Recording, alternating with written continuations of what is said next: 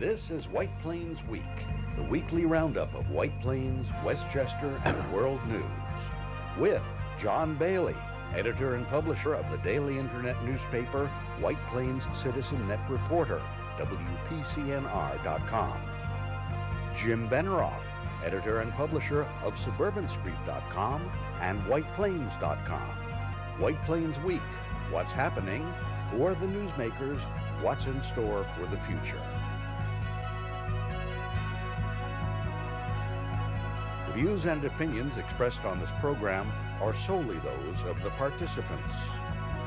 White Plains Week is presented on Optimum Cable Channel 76, Verizon Fios Channel 45, and on the internet at whiteplainsweek.com, youtube.com, and wpcommunitymedia.org. Now, White Plains Week. Good evening, Mr. and Mrs. and Ms. White Plains, Westchester, and the world. I'm the Citizen Net Reporter, and this is Jim Benerofe, the Dean of Journalism in White Plains, New York, USA. And Jim, you have the headlines. And now, the headlines for the week of September 6, 2019. City proposes eminent domain for Post Road to improve neighborhood and promote economic growth. Robert Weinberg, visionary developer of Westchester County, dies. Elizabeth Schollenberger, city judge, passes away at 63 years of age. She was a longtime leader of the White Plains Democratic City Committee. New development on 120 Bloomingdale Road gets underway. Lionsgate Studios picks Yonkers for new studio. White Plains Performing Arts Center introduces new 2019-2020 season, its 16th year. County Executive declares September Suicide Prevention and Awareness Month.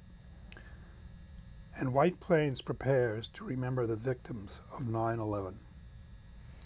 Thank you, Jim. And we go immediately to the White Plains Week. Video newsreel march of time for September the 6th. And this really burst on us this week. It was essentially a notice of a urban renewal meeting to discover a item involving eminent domain. It was on the city website, upper right-hand corner, and it was also noticed in the Journal News, I believe on August 23rd when it first came out, with a rather intriguing proposal. And that proposal reads, the proposed acquisition is required for and is in connection with a certain project consisting of facilitating the productive use of such underutilized proposed site through municipal and or commercial economic development projects in connection with the public purposes of advancing the general prosperity and economic welfare of the residents of the city by returning underutilized proposed site to productive use, thereby promoting employment and increasing the property tax base within the city and or for any other public purpose consistent with the goals and objectives of the Urban Renewal WPUR 12 and the East Post Road Urban Renewal Project WPUR 9. So we know exactly what that is, right? Okay.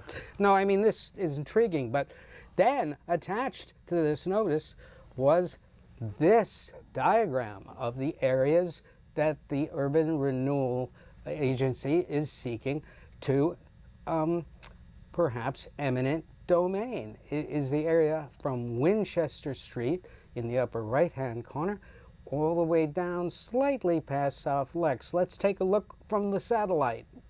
And there is the view from the air. And as you see, Jim, this does not include the all-important Star Diner block, which is good to know. Everybody's breathing a sigh of relief. Particularly me. Yes, exactly. So anyway, why don't you take us through that? Let's see that slide again.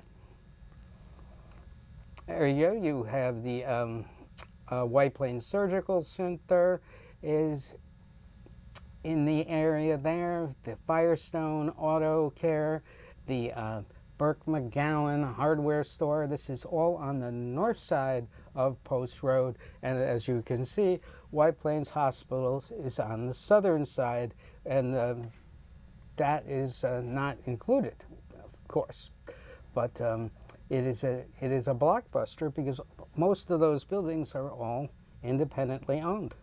And we really, not too much was said at the hearing, but it convened at 10 a.m. on Thursday, and this is what it looked like. Next slide.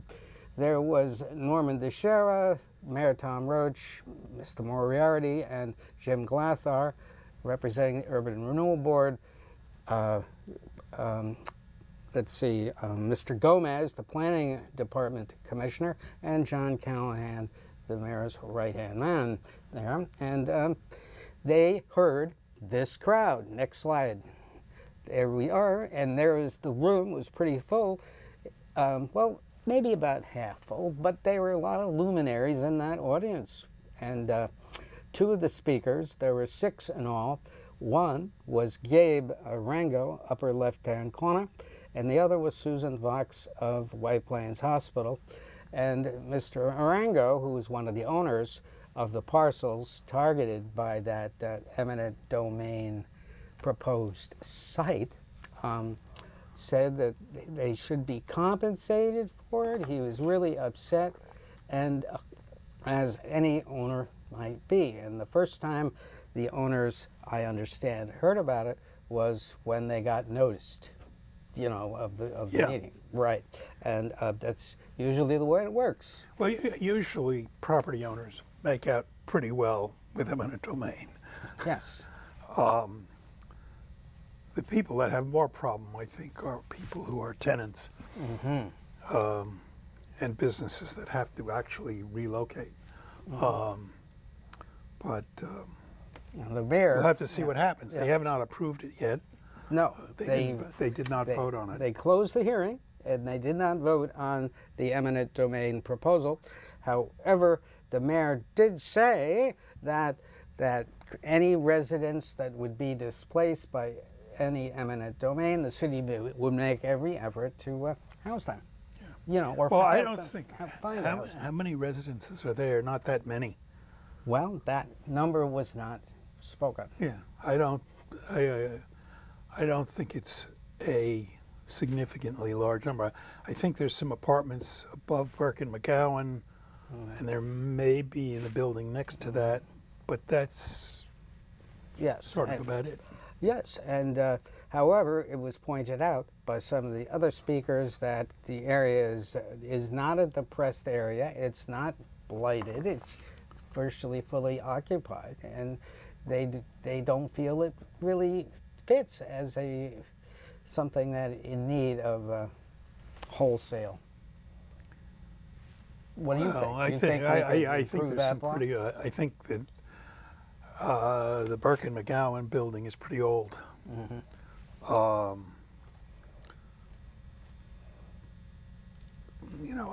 don't know the age of the other buildings. Interesting direction the city has taken, and I spoke to. I think this was talked about before. It never got to the point of eminent domain. No, it did not. And the hospital had said, well, we want to expand for workforce housing, offices, but they were vague. Yeah. Vague. But we will see whether they remain vague. Yeah.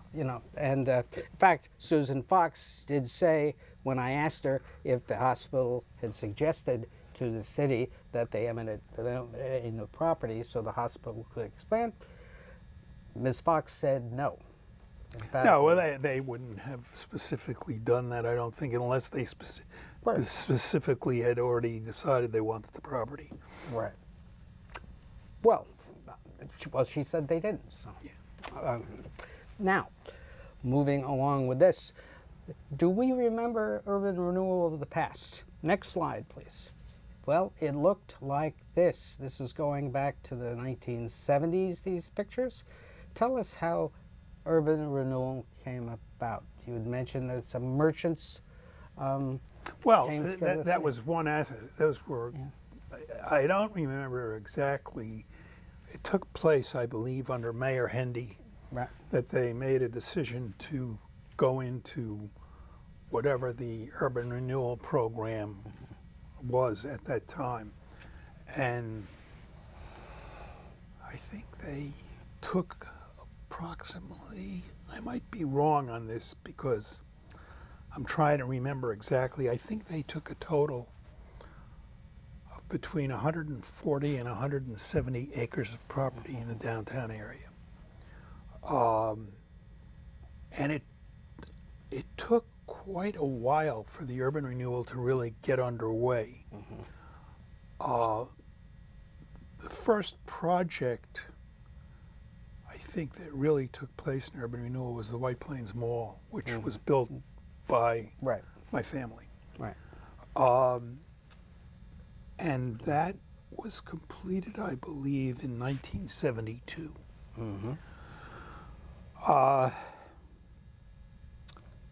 And then the area was cleared. Well, the area the had been already Galleria. cleared. Yeah. There was Okay. a big vacant area. There was, getting into my feelings about planning, they allowed development along the expressway. And it wasn't only White Plains, it was Harrison and other places. Yeah. But that development was making it harder for them to develop the urban renewal area, in other words. Interesting insight. And they should have, passed a law that you got to do the urban renewal area first. In addition to which, the urban renewal area's proximity to the railroad station made it a much better choice than building out on the expressway, although nobody at the time necessarily thought that way. The land along the expressway should have really remained as open space, and it should have, you could take it and cut it in half and put half those buildings in downtown Portchester and half those buildings in downtown White Plains, Those were different. where times. you already had the transportation. Westchester had a really basically good transportation system because the railroad stations were, and all you had to do was develop around the railroad stations. You had it made. Right. Well, that is now being attempted by White Plains with the city transit district project, which we hope to have more information on one of these months. Yes. Right, exactly. We await that. Now, a visionary developer died this week, Robert F. Weinberg, who founded with Martin Berger the Robert Martin Company. Tell us about Robert Weinberg. Well, they did a good percentage of projects in the White Plains urban renewal area. Perhaps their crowning project there was 50 Main Street, the financial center. Yes. Which I thought their architecturally, they sort of defined the city. I thought their architecture was some of the best commercial architecture that we've seen in Westchester. And that building still... Very new for its time. Yeah. It looks modern now. In fact, Yeah. it's being renovated on the interior. And it's really quite nice. And I knew both. I knew Marty Berger better than I knew Bob Weinberg, but I knew both of them. And one of the things, they were very down-to-earth guys for what they did. Very easy to talk to. Very friendly. They were not aloof by any stretch of the imagination. And as I said, I knew Marty Berger better than I know Bob Weinberg, but I knew both of them fairly well. And they were hugely successful. They were hugely successful, and they were just great guys. Right, and well, they got things done in a timely fashion. Oh, yeah. Right, and Now, there is another sad note to touch on right now. Elizabeth Schallenberger died Thursday morning, and as we know, Liz was a fixture in the City Democratic Committee for many years. Her husband, Tim James, announced it, and his really moving tribute to Liz and her achievements, which I did not know too much about, is very, very moving, and it is on the WPCNR.com website, and I really recommend you read it. She was a self-made person and just tremendously intelligent, and worked for persons that did not have any advocates as when she started her career. And Liz Schallenberger will be missed. Now, there is a new development that you passed, and we're totally surprised. Let's take a look at it. That is 120 Bloomingdale Road, and that is, of course, the water I had this written down, but anyway, it's going up, and it was approved in June of 2017, I believe, 2018, I think, and so now it's ready to go with. I think it was approved before that, but what? That was when it was approved. It was. I think approved. that was an extension. Well, it's hard to tell the number of extensions projects get as they are changed hands. I think that project was Been sitting around for 5 years, right? And they, I don't know when they might have approved. There's apartments that are going to go there also, and it's I think 132 units. 121. 121. Yeah, and 2-bedroom apartments and 1-bedroom apartments, and it's a senior development. Epoch Senior Living is going to run it, and a Massachusetts company is building it. But So it's rolling, which is great. So it's going to be. It's not going to be assisted living, is it? It is a senior living. Does not say does not say assisted. But it is going, and this is a good sign. Now we supposedly have 2 projects starting up now. We have the one on Mamaroneck and Post, which I'm always forgetting. I can't tell the projects because they're so. Well, I don't know. There's no actual construction going on there. I haven't seen anything. You haven't. I see. And I looked through the slats in the I know. border of it. It used to be when you were constructing things, people would it was like a street show.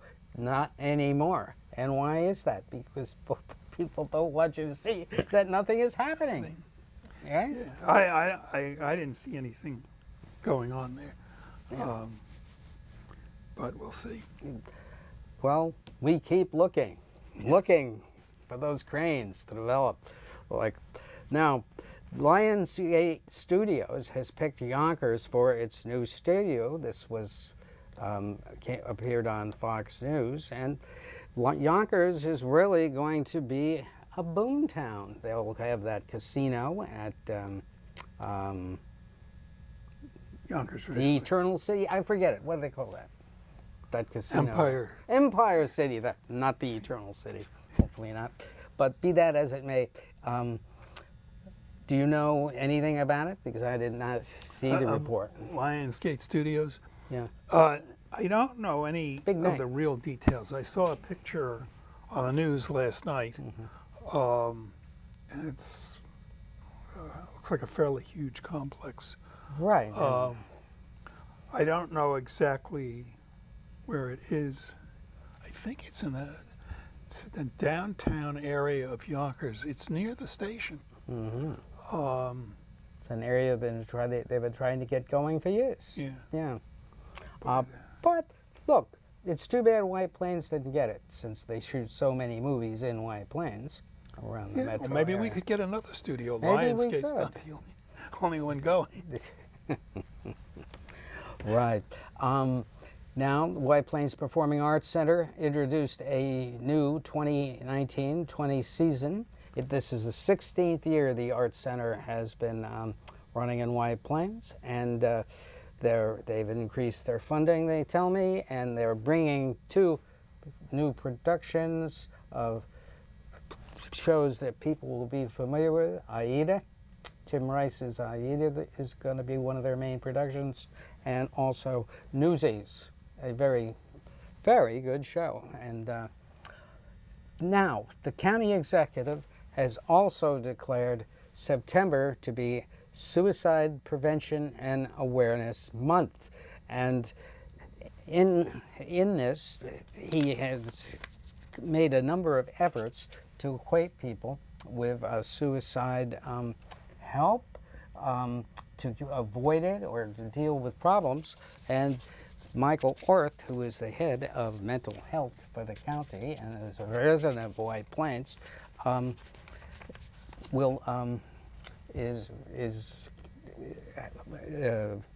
has put together, a series of informational things on the WestchesterCountyGov.com website.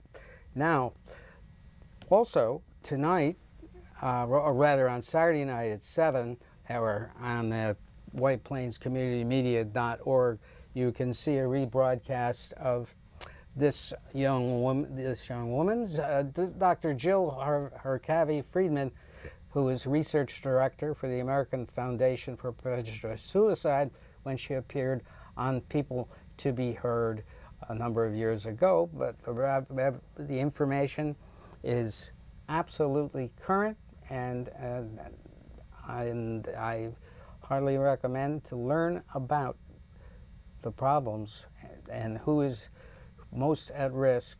You watch that show. It's one of our better interviews of the past.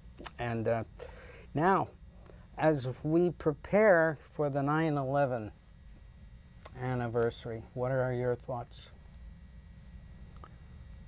How do we? Well, it's interesting. 9/11 is something you simply cannot forget. No. I have pictures that I had framed of some of the scenes from that day, and I want to hang them up, but I wasn't able to. I just couldn't. I couldn't handle reliving the whole situation. It's a jolter. Yeah. And I mean, with what is going on today in this country, with all the mass shootings that we've had, it's, I guess it becomes more important to remember these things, but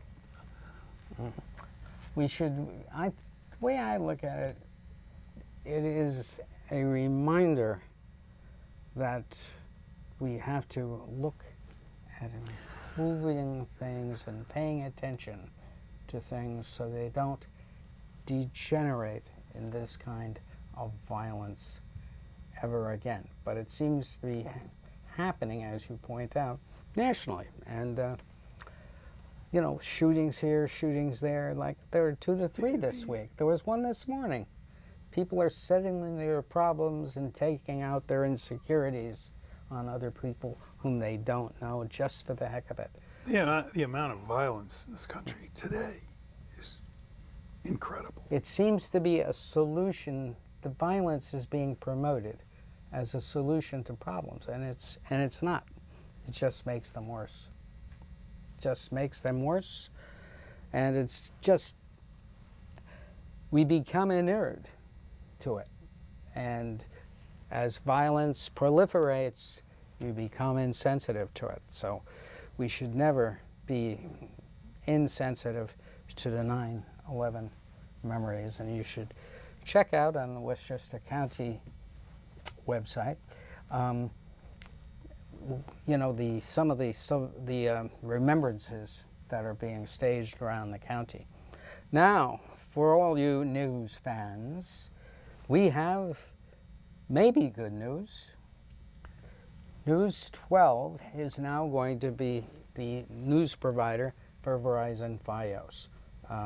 Scott McGee, the news commentator on News 12, announced this 2 nights ago. And it seems like a foregone conclusion now. We predicted that they were probably negotiating to get someone else. And gosh, it was their competitor, Altice Verizon. No, boy, I'm tired of these long names. Altice Optimum. That's right. You know, it's, what is it? Altice Cablevision. It's sort of like a, when 2 names are used in a marriage. Right. You know, very, very confusing. But but it's perfectly right. They want to do that. But what I found interesting about this is that Altice promoted heavily that News 12 is now really the only source you can go to for local news, and they were offering special offers to Fios subscribers to come on over. And I wonder how, and I think so Fios came over. But, well, we don't know why they did. I think it's a money-saving thing for them. And, but... Well, I had watched some of Fios 1. Yeah. And I thought Fios 1 was really pretty good. Mm-hmm. You know, I like News 12 also. But it was hard to have both services at home. Yes. Now we'll be getting some information on, I guess, New Jersey traffic accidents and Long Island traffic accidents.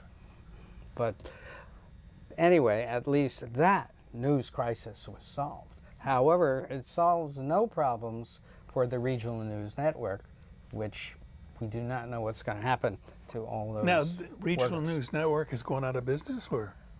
They announced they were releasing about 150 employees when this news that Verizon wasn't going to keep on and renew their contract.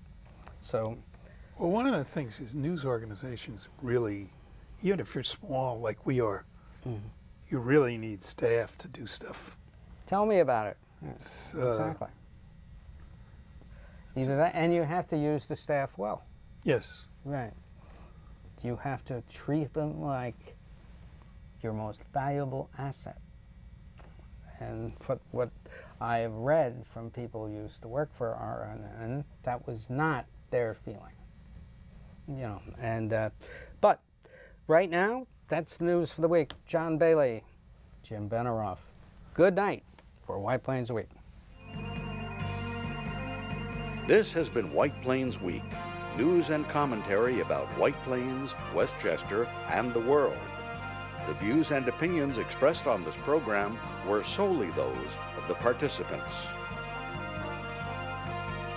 White Plains Week, produced by White Plains Citizen Net Reporter, and presented on Optimum Cable Channel 76 and Verizon Fios Channel 45.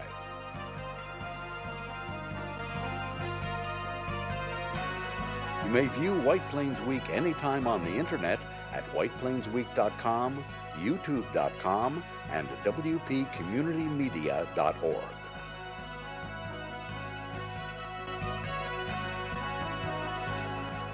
For White Plains Week, this is Peter Katz speaking.